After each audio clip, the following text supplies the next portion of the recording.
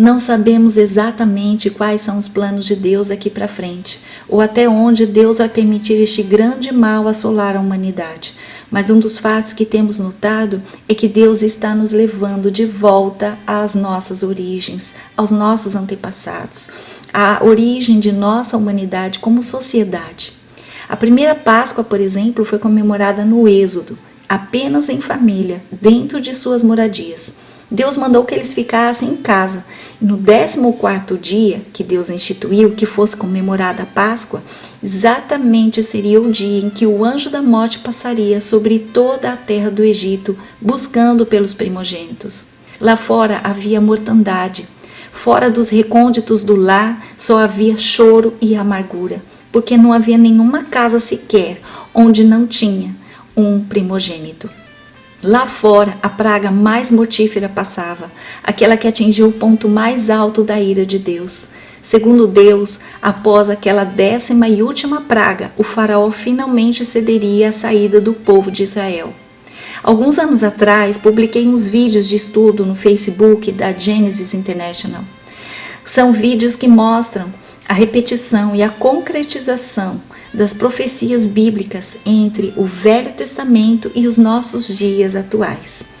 O tema é: o Velho Testamento está se cumprindo nos nossos dias.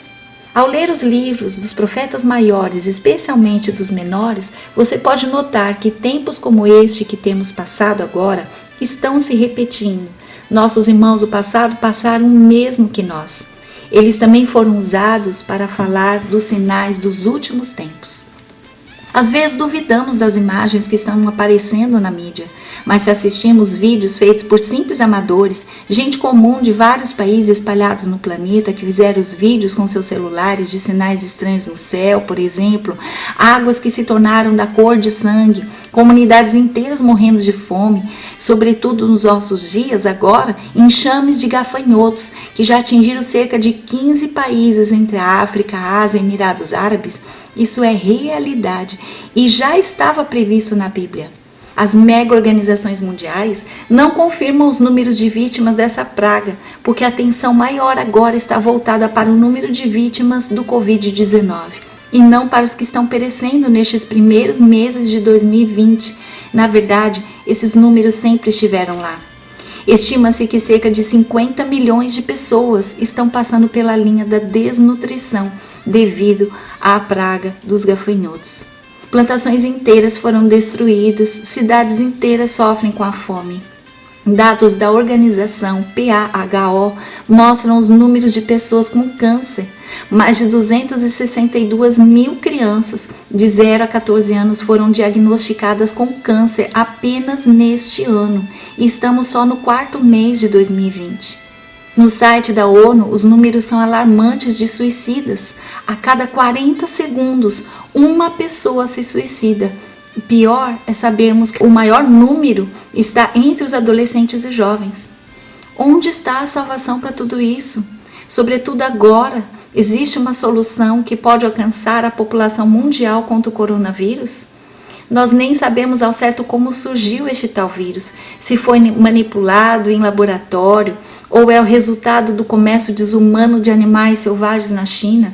Não podemos afirmar ao certo, mas de uma coisa cada um de nós pode ter certeza: ele surgiu da maldade do ser humano, que tem principalmente desrespeitado seus irmãos de carne e osso, que são obra-prima de Deus, e também tem desrespeitado a natureza, o meio onde vivemos.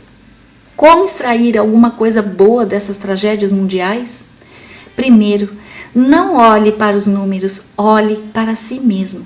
Os números são manipulados, mas sua fé não pode ser manipulada. Quem vive pela fé não olha ao seu redor para agir, olha para si mesmo e tira de si mesmo a sua força, aquela que Deus entregou a cada um. Deus dá fé de acordo com o que cada um pede. Se você acha que sua fé é pequena demais, como o tamanho de um grão de mostarda, então você tem tudo.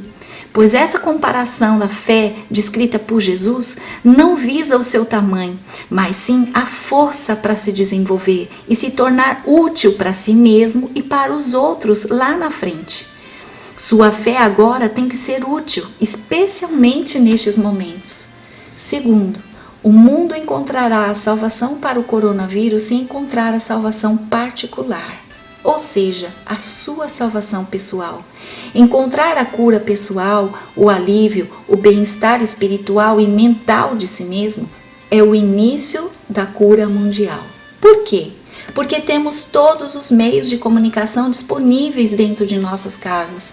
E quantas mensagens enviamos ou recebemos que passam coragem, fé e esperança aos outros? Eu posso afirmar que a maioria da população está perdida dentro de si mesma, não consegue digerir os acontecimentos lá fora, porque não conhecem nem a si mesmo. Só conseguem fazer chocarrices com a situação. De repente, quem não tinha problemas cardíacos começa agora a sofrer palpitações devido à ansiedade do momento incerto que vivemos.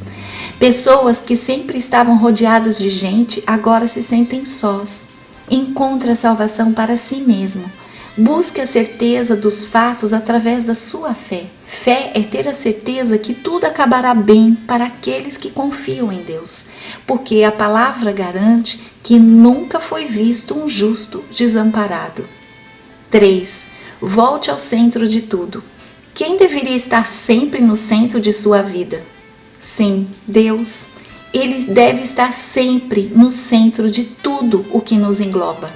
Voltar ao centro é voltar-se à palavra, e voltar-se à palavra é voltar-se às nossas origens.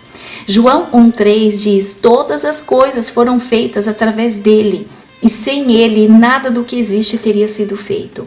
O Salmo 90:12 diz: ensina-nos, Senhor, a contar os nossos dias, para que o nosso coração alcance sabedoria. Ou seja, ensina-nos, Senhor, a olharmos tudo que já passamos lá atrás e não cairmos nos mesmos erros e reconhecermos o quanto Ele já tem feito por nós. O Senhor deixou-nos exemplos de nossos antepassados que passaram por situações parecidas com a nossa e nos deixaram lições valiosas para que a gente alcançasse essa sabedoria.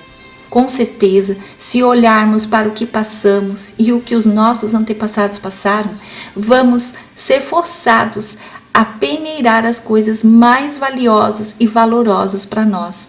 E certamente essas são as que vamos levar para a vida eterna. Aí vale mais uma dica: tudo que não conseguimos levar conosco após a nossa morte não tem valor algum para Deus. Então, termino este tópico com uma pergunta: quem ou o que você tem levado consigo aí dentro do seu coração? 4. Esteja 100% seguro que Deus transforma a maldição em bênção. No livro de Neemias 13:2 cita o que fez Balaão. Ele foi encomendado para tentar amaldiçoar o povo de Deus, mas ao tentar fazer isso, da sua boca só saía bênção, porque Deus não permitiu que seu povo fosse amaldiçoado. Daí entra aquele famoso versículo de Romanos 8, que todas as coisas cooperam para o bem daqueles que amam a Deus.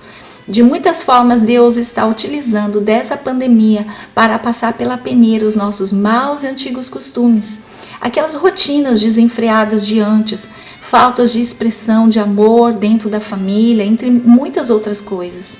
E o que está restando do outro lado dessa peneira?